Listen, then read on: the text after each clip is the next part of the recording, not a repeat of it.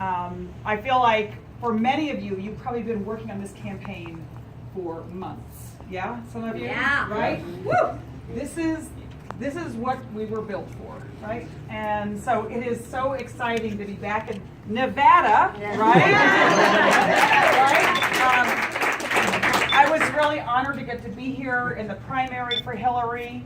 And as you know, we won that, and the reason we won that, and I want to thank all the Bernie supporters who are here with us to win this election this November. Thank you, because the way we win is because we never give up. And I have been crisscrossing. My day job is I have the honor of working for Planned Parenthood, an organization that is actually turning 100 next week, all right? So I see a little bit day in, day out, including here in the state of Nevada. I've had so many people come up to me who are Planned Parenthood patients, either currently or were.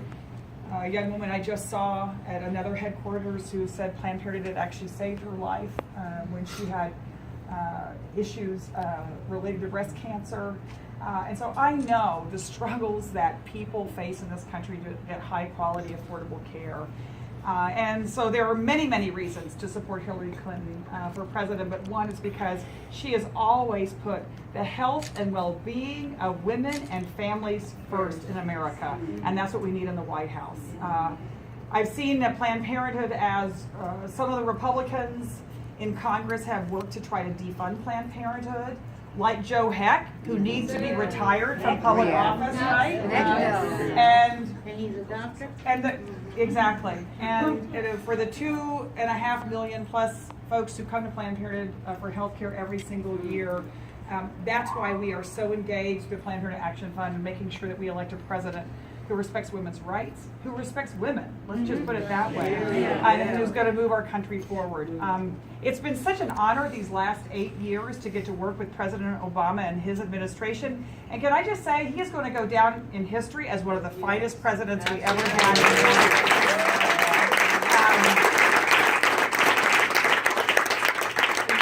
One of the things that we fought so hard with under President Obama was the Affordable Care Act to get millions more people covered with health insurance, and of course to get women's health insurance covered. And now we actually have 55 million women in this country who have access to no-cost birth control for the first time in their lifetime. And they save $1.4 billion a year on birth control pills. Now that's some serious progress.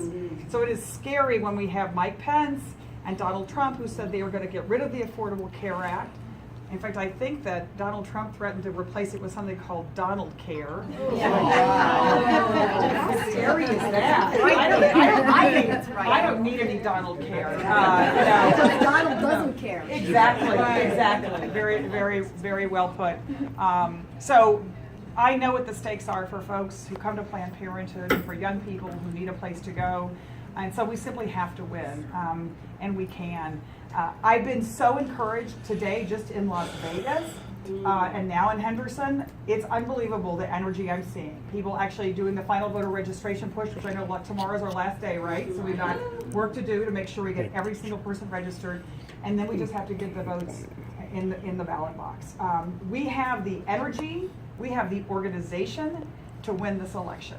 And the exciting thing is, when we win Nevada, we are then going to win across the country. And then, of course, next January, we're going to come together and inaugurate the first woman president ever in history.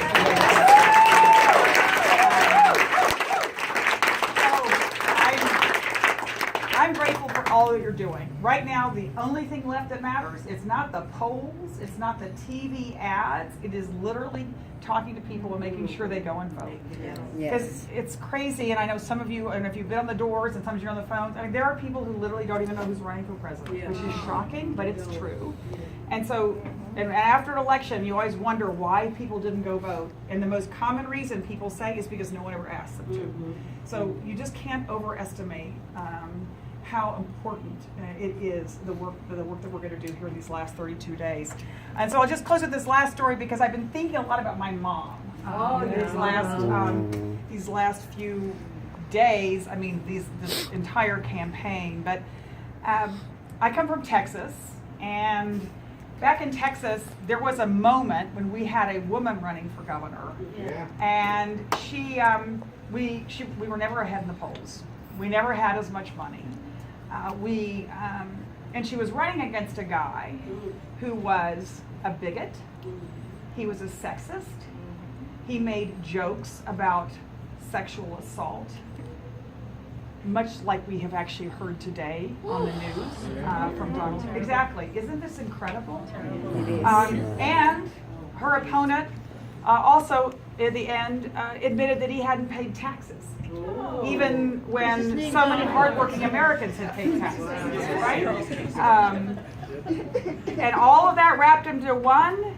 We beat him, and we elected Ann Richards, the first pro-choice woman.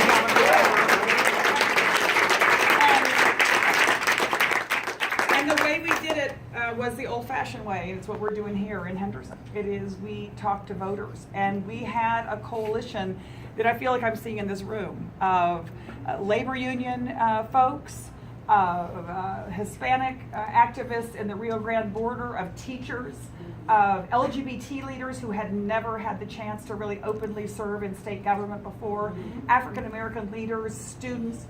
And it was that grassroots army that put Ann Richards in office. And believe me, it is that grassroots army that is going to win for Hillary Clinton on November. To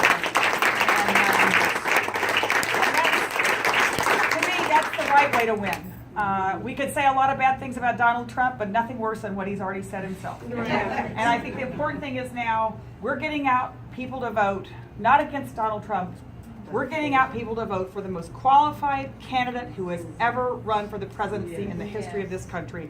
That's Hillary Clinton. And so when we win, it's going to be because we're going to win not just for her, we're going to win for the things that we believe in. And so I just want to say thank you, and I can't wait. So, are you fired up? Yeah! There we go.